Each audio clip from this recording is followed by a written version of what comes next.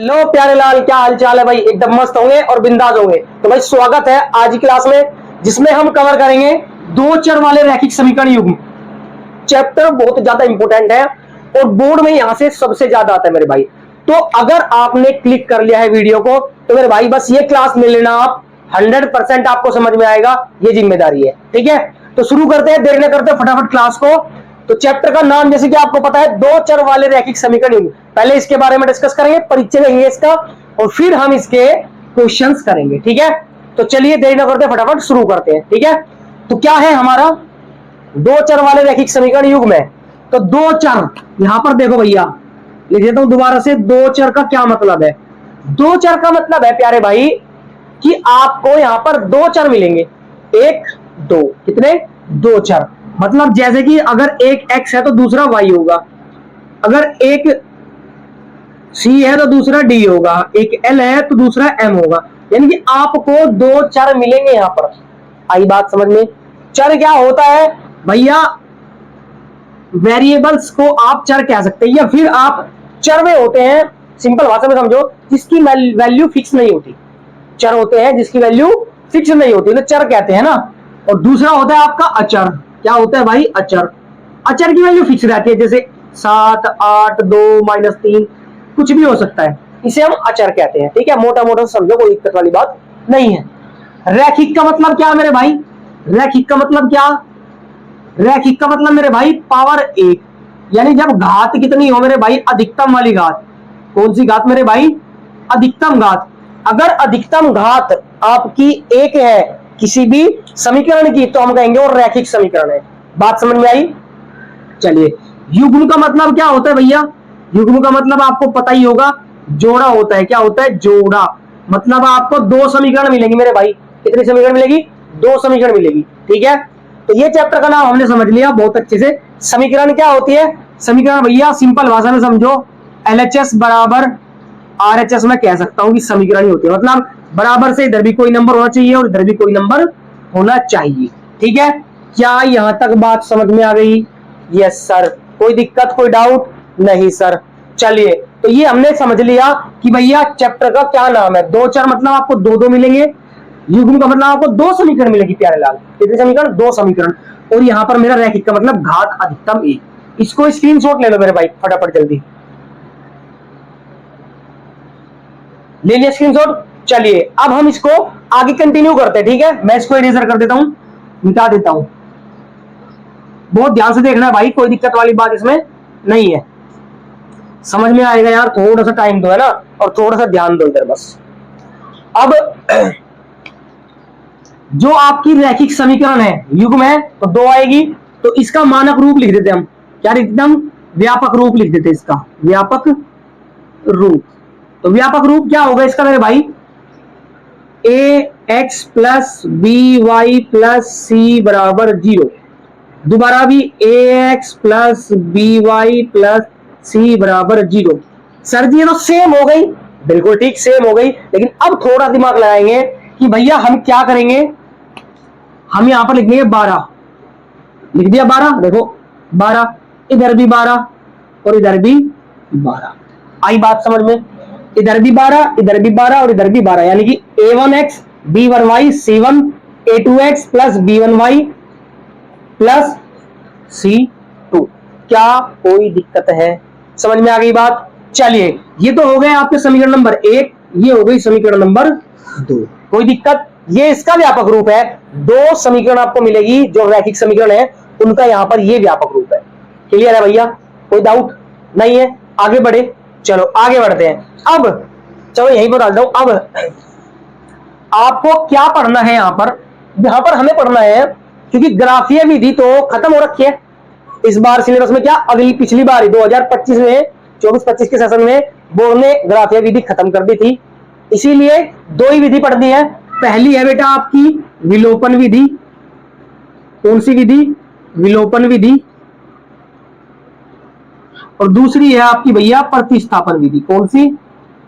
प्रतिस्थापन विधि। ये दो विधि पढ़नी है मेरे भाई अपने को, एक विलोपन विधि और एक प्रतिस्थापन। तो ये मैं लिख देता हूं यहां पर विधियां। क्यों पढ़नी है मेरे भाई दो विधि? क्योंकि समीकरण को हल करने की दो ही विधि है, उसे हम कहते हैं विलोपन विधि, दूसरे को कहते हैं। तो इससे हम क्या करते हैं, इससे हम हल निकालते हैं, क्या करते हैं, समीकरण को हल करते हैं। क्या करते हैं, समीकरण को हल करते हैं। बात समझ में आ गई? कोई डाउट है? अब इसका स्क्रीनशॉट लो फटाफट, जल्दी जल्दी करेंगे। चलिए अब आगे बढ़ते हैं, ठीक है, फटाफट आगे बढ़ते हैं भाई, ठीक है भाई, चलो आगे बढ़ लेते हैं हम लोग। ये भी हमने देख लिया, कोई दिक्कत नहीं। अब हमें पढ़ना है क्या, कुछ रेखाएं हैं जो आपको बोर्ड में सवाल यहां से मिलेगा, ठीक है। कैसे मिलेगा, बहुत ध्यान से देखेंगे कि प्रतिच्छेदी रेखा,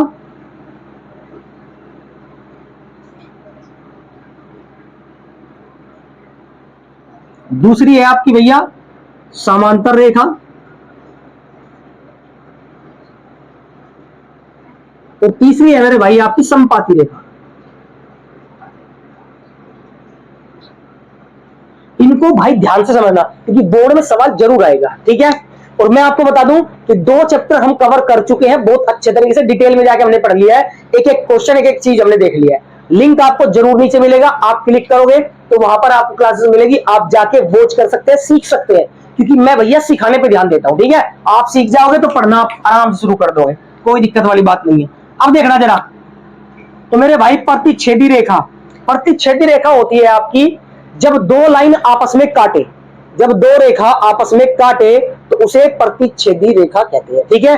तो मेरे भाई प्रतिच्छेदी रेखा कैसी होती है, ये दो रेखा आपस में अगर काट डाले एक दूसरे को, तो ये जो यहां पर काटेगी ये प्रतिच्छेदी बिंदु होता है, तो यही जो रेखा होती है ये आपस में प्रतिच्छेदी रेखा होती है। क्या बात समझ में आ गई? दो रेखाएं जब आपस में काटती है, इंटरसेक्ट करती है, तो उसे कहते हैं हम प्रतिच्छेदी रेखा। क्या बात समझ में आ गई? Yes sir.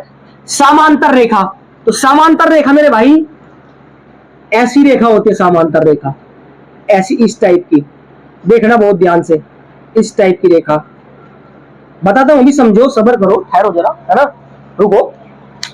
समांतर रेखा वे रेखाएं जो आपस में कभी ना मिलती, आई रिपीट, वे रेखाएं जो आपस में कभी नहीं मिलती मेरे भाई समांतर रेखा कहलाती है। क्या दोस्त समझ में आई ये बात? चले बेहतरीन। तो ये क्या हो गई, हमारी समांतर रेखा हो गई, ये एल नाम दे दिया, ये एम नाम दे दिया, कोई दिक्कत वाली बात नहीं है, ठीक है। अब समांतर रेखा का साइन कैसा होता है, एल समांतर एम, ये जो डंडा है ये आपका समांतर रेखा का साइन है, ये वाला, ठीक है भाई। चलो आगे चैप्टर में पढ़ेंगे। संपाती रेखा कैसी होती है मेरे भाई, संपाती रेखा, अब संपाती रेखा को भी ध्यान से देखना है भाई। संपाती रेखा होती है ऐसी कुछ, ये एक रेखा, ठीक है भाई, एक रेखा, इसी के ऊपर एक रेखा, यानी कि रेखा के ऊपर रेखा, उसे कहते हैं संपाती रेखा। क्या बात समझ में आ गई? क्या रेखा के ऊपर रेखा को हम संपाती रेखा कहते हैं, क्लियर है? रेखा के ऊपर रेखा, तो मैं यहां पर लिख देता हूं कि भैया संपाती रेखा, और इसी के ऊपर एक और रेखा बना देते हैं मेरे भाई, ये रेखा, तो ये रेखा मेरे भाई संपाती रेखा होती है। कितनी रेखा, कौन सी रेखा होती है? ये मेरे भाई संपाती रेखा होती है। क्लियर है भाई? सब कुछ समझ में आ गई ये बात? दुनिया में 3 ही रेखाओं का कॉन्सेप्ट है, प्रतिच्छेदी रेखा, समांतर रेखा और संपाती रेखा। इसके अलावा कोई रेखा नहीं बनेगी जो दो रेखाएं हो, ये तो काटेगी, ये तो नहीं काटेगी, ये तो एक के ऊपर एक आएगी, ठीक है। चलिए तो इसको नोट करिए फटाफट, फिर हम अगला कंसेप्ट देखते हैं। हो गया? चलिए बेहतरीन, एक गजब तरीके से हमने देख लिया। अब यहीं पर मैं इसको सेम टू सेम रहने देता हूं, ऐसे ही कुछ बताना चाहता हूं आपको, बहुत ध्यान से देखना, इंपोर्टेंट है और आप बहुत ध्यान से देखना। कि हमने पढ़ लिया कि a1x plus b1y plus c1 बराबर 0, a2x plus b2y plus c2 बराबर 0, समीकरण 1 होती है, समीकरण 2 होती है, ठीक है भैया, ठीक है। चलिए बोर्ड में आएगा 100%, आपको बहुत ध्यान से करना पड़ेगा, ठीक है। क्या करना है बहुत ध्यान से देखेंगे कि मैं इसको यहां पर ऐसे कर देता हूं ताकि आपको मैं समझा पाऊं कुछ ना कुछ जो समझाना चाहता हूं, ठीक है। अब अगर x का कोएफिशिएंट ये है भैया, ये इसका कोएफिशिएंट यानी गुणांक है इसका, ये क्या है, ये इसका गुणांक है। और c क्या होता है, c मेरे भाई अचर पद होता है, c क्या होता है, अचर पद होता है, यहाँ पे c क्या होता है, अचर पद होता है, ध्यान रखना। तो मैं लिख देता हूं यहां पर कि अगर, यदि, कंडीशन बहुत ध्यान से समझना, यदि A1 अपॉन A2 बराबर B1 अपॉन B2 के नहीं है। देखो A1 अपॉन A2 बराबर नहीं है, ये बराबर नहीं होने का साइन है, ध्यान रखना, बराबर नहीं है B1 अपॉन B2 के। तो इसका मतलब कैसी रेखा है मेरे भाई? इसका मतलब प्रतिच्छेदी रेखा है। कैसी रेखा है मेरे भाई? प्रतिच्छेदी रेखा है। मैं ये पीछे लिख भी देता हूं यहां पर ब्रैकेट में। तो रेखाएं कैसी होगी मेरे भाई? प्रतिच्छेदी रेखा होगी। कैसी रेखा होगी? प्रतिच्छेदी रेखा होगी। आगे समझ में? प्रतिच्छेदी रेखा होगी। क्लियर है? प्रतिच्छेद रेखा की समझ में आ गई बात? यस सर, समझ में आ गई, कोई डाउट नहीं है? डाउट देखिए, अब आगे बढ़ते हैं। पहली कंडीशन तो हो गई, दूसरी पे चलते हैं। दूसरी में क्या कहता है? अगर मेरे भाई, बहुत ध्यान से, अगर मेरे भाई A1 अपॉन A2 बराबर B1 अपॉन B2 और बराबर हो जाए C1 अपॉन C2 के, अगर, बहुत ध्यान से, अगर A1 अपॉन A2 बराबर B1 अपॉन B2 बराबर C1 अपॉन C2 के हो जाए, तो इसका मतलब है कि वो जो रेखाएं होगी मेरे भाई समपाती रेखाएं होगी। कैसी रेखाएं होगी दोस्त? वो समपाती रेखाएं होगी। क्या भाई साहब समझ में आएगी बात? चलिए, तो मैं लिख देता हूं यहां पर, वे रेखाएं कैसी होगी भाई? वे रेखाएं आपकी समपाती रेखा होगी। कैसी रेखा? समपाती रेखा होगी। क्लियर है यहां तक कॉन्सेप्ट? समझ में बात आ रही है? चलो लास्ट बचा थर्ड पार्ट। थर्ड वाला देख लेते हैं कि भैया A1 upon A2, A1 upon A2 बराबर B1 अपॉन B2 के है, B1 अपॉन B2 के है, पर बराबर नहीं है, पर बराबर नहीं है किसके? C1 अपॉन C2 के। तो फिर हम कह देंगे कि भैया वो रेखा कैसी है? वो रेखा मेरे दोस्त समांतर रेखा है। कैसी रेखा है? समांतर रेखा। वो रेखा कैसी रेखा है? समांतर रेखा है। समांतर रेखा है, ठीक है। वो कैसी रेखा है भाई? वो समांतर रेखा है। कोई दिक्कत? चलिए, अब अगर ये क्या फंडा है सर जी, A1 बटे A2, B1 बटे B2, C1 बटे C2, कहां से आया ये? समझो बहुत ध्यान से, है ना। हम हमेशा जो A, B और C, और यहां पर भी A2, B2 और C2, तो मेरे भाई हम इनका अनुपात निकालते हैं। क्या निकालते हैं? इनका अनुपात। A1 अपॉन A2 अनुपात है, B1 अपॉन B2 अनुपात है।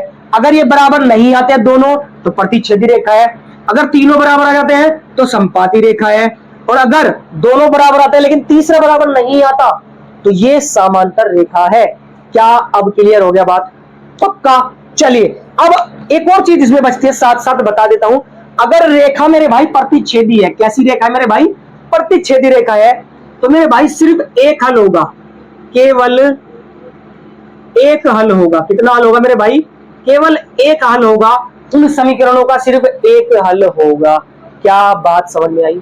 चलिए, अगर समांतर रेखा है मेरे भाई, समांतर रेखा है, तो कोई हल नहीं होगा, कोई हल नहीं होगा, कोई हल नहीं होगा।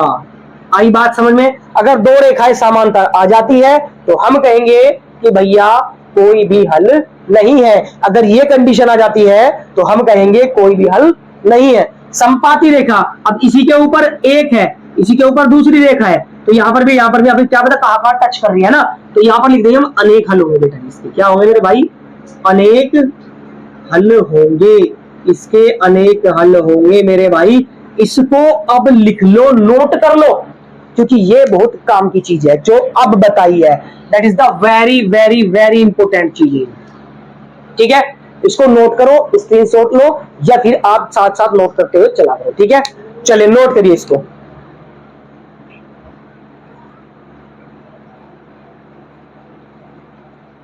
कर लिया नोट? चलिए मेरे भाई, तो हम देरी ना करते हुए अब आप जो है, हम सीधा कुछ एक एग्जांपल देखेंगे, उसके बाद हम सीधा मेथड्स पे चलेंगे, ठीक है कि नहीं है। फिर हम एक्सरसाइज पे चलेंगे। कोई दिक्कत नहीं है? दिक्कत तो मेरे भाई उम्मीद करता हूं, अगर आपको लग रहा है कि भाई मैं मेहनत कर रहा हूं, तो एक छोटा सा लाइक जरूर करें, और जो भी बच्चे नए हैं चैनल को सब्सक्राइब करें और बेल आइकन जरूर प्रेस कर ले, ताकि आने वाली क्लास की नोटिफिकेशन आपको सबसे पहले मिले और आप सीख सको, ठीक है। जैसे मैथ्स की क्लास चल रही है, अब ऐसे ही कंटिन्यू आपकी साइंस की क्लास चलेगी और आप बहुत अच्छी तैयारी कर लोगे आने वाले टाइम में, ठीक है भाई। तो चलते हैं फिर अगले सवाल देखते हैं, यानी उदाहरण नंबर पहला देखेंगे हम कि हमें कैसे करना होता है, ठीक है। चलिए तो भाई चलते हैं उदाहरण पे।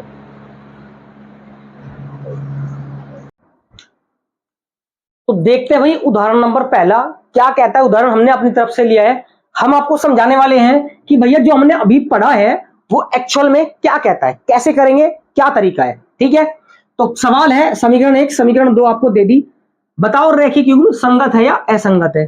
तो भाई संगत का मतलब हम समझते हैं और असंगत का मतलब भी हम समझते हैं। मैंने बताया था आपको अभी, आपने अगर नोट किया हो तो, अगर आपकी रेखा ऐसी है, प्रतिच्छेदी रेखाएं हैं या फिर समांतर रेखाएं हैं, तो आपका जो रैखिक युग्म है वो बेटा संगत होता है। आपका क्या होता है, वो संगत है आपका। ठीक है, वो क्या है आपका, संगत है। बाकी जो बचा असंगत है यानी समांतर रेखा। ठीक है, चलिए तो हम शुरू करते हैं, देखना जरा बहुत ध्यान से मेरे भाई। ठीक है, हम निकालते हैं यहां पर अनुपातों से तुलना करने पर, अनुपातों की तुलना करने पर, तो मैं निकाल देता हूं डायरेक्ट A1/A2 बराबर, समझा रहा हूं आपको है ना, जब एक्सरसाइज करेंगे तो और डिटेल में करेंगे बढ़िया से। अभी आपको यहां पर समझ में आ जाएगी कैसे करना होता है। ठीक है, तो A1/A2, तो मेरे भाई A1 ये रहा और A2 ये रहा। ठीक है, तो 2/4 काटेंगे तो कितना आ जाएगा, 1/2। क्या बात समझ में आ गई, 2 ही कम 2, 2 दूनी 4, तो 1/2 आ जाएगा। ठीक है, A1/A2। अब B1/B2 निकालते हैं, B1/B2। तो B1 कितना है मेरे भाई, -3, और B2 कितना है मेरे भाई, -6, बराबर माइनस से माइनस कैंसिल, 3 ही कम 3, 3 दूनी 6, तो 1/2 आ गया। ये भी कोई दिक्कत वाली बात नहीं है ना। देख लो, मैं यहां पर लिख देता हूं कि ये A1 है, ये B1 और ये है C1, ये A2, ये B2 और ये है आपका C2। ठीक है, अब हम निकालते हैं C1/C2। अब देखो C1/C2 के लिए, ये C1 क्या है, 8 है, लेकिन इधर आएगा क्योंकि समीकरण क्या होती है, समीकरण हमने बताई थी A1x plus B1y plus C1 बराबर 0 होती है। C1 इधर होता है ना, 0 होता है उधर, तो इसको इधर लाऊंगा तो माइनस का हो जाएगा, 8 प्लस का इधर कैसे हो जाएगा, माइनस का, तो ये हो जाएगा मेरा कितना, -8, और इधर आके ये हो जाएगा -9, माइनस से माइनस कैंसिल, तो बचा 8/9। चेक करो कि A1 बराबर यानी A1/A2 बराबर है B1/B2, यानी कि ये दोनों तो आपस में बराबर हैं, पर ये बराबर नहीं है। तो कंडीशन क्या बन रही है, कंडीशन बन रही है कि A1/A2 बराबर है B1/B2 के, पर बराबर नहीं है C1/C2 के। यही तो कंडीशन बन रही है। देखो इन दोनों का आंसर बराबर है, इसका भी और इसका भी, दोनों का सेम है, लेकिन जो C1/C2 है उसका 8/9 है। तो इसका मतलब क्या हुआ कि ये वाली कंडीशन अप्लाई होगी। ठीक है कि नहीं है। अब हम कह सकते हैं कि भैया ये कब होता है, ये कब होता है, जब मेरे भाई रेखाएं कैसी हो, समांतर रेखा हो। कैसी रेखा हो भाई मेरे, समांतर रेखा हो। अगर आपकी समांतर रेखा है तो ये वाली कंडीशन है। अब कहता है बताओ संगत है या असंगत। अब रेखा कैसी हो गई, समांतर, और जब समांतर रेखा होती है मेरे भाई, हमेशा हमेशा आपका असंगत रहता है युग्म। ठीक है, क्या रहता है, असंगत। तो हम कह देंगे कि रेखा युग्म क्या है, असंगत है। क्या है भैया, असंगत है। क्या मेरे भाई बात समझ में आ गई, क्या कोई दिक्कत है यहां तक, कैसे करना है आपको पता चल गया। हमने इंट्रोडक्शन देख लिया अच्छे से, इसके अलावा पहली एक्सरसाइज में कुछ नहीं है। ठीक है, इसके अलावा पहली एक्सरसाइज में कुछ भी नहीं है। हमें पढ़नी है विलोपन विधि, प्रतिस्थापन विधि, एक एक करके पढ़ेंगे, आराम से पढ़ेंगे, आराम से समझ में आएगा, कोई दिक्कत वाली बात नहीं है। अब ये फटाफट उतार लो, उतार लिया, चलिए बहुत बढ़िया। अब हम अगली क्लास में मेरे भाई हम लोग 3.1 एक्सरसाइज कंप्लीट करेंगे, और फिर हम विलोपन विधि और प्रतिस्थापन विधि करेंगे। स्टेप बाय स्टेप चलेंगे, कोई जल्दबाजी नहीं है, मेरे पास बहुत टाइम है अभी। ठीक है, सीखते हुए चलेंगे एकदम बेहतरीन स्टाइल में, ताकि आपको भी समझ में आए और मुझे भी पढ़ाने में मजा आए। और अगर आपको लगता है, अगर आपने वीडियो यहां तक देखी है, तो मेरे दोस्त आप पढ़ने के लिए बहुत ज्यादा सीरियस हो, आप चाहते हो कि मैं सीख जाऊं मैथ्स, तो अगर आप चाहते हो तो मेरे भाई छोटा सा लाइक जरूर दबा दो, अगर लगता है कि मेहनत कर रहे हैं सर। ठीक है, और शेयर भी कर दिया करो यार अपने दोस्तों को, ताकि वो भी सीख पाए, उनका भी भला हो जाए। ठीक है, तो मिलते हैं अगली क्लास में, तब तक के लिए all the very best. Thank you so much, पढ़ते रहिए भाई।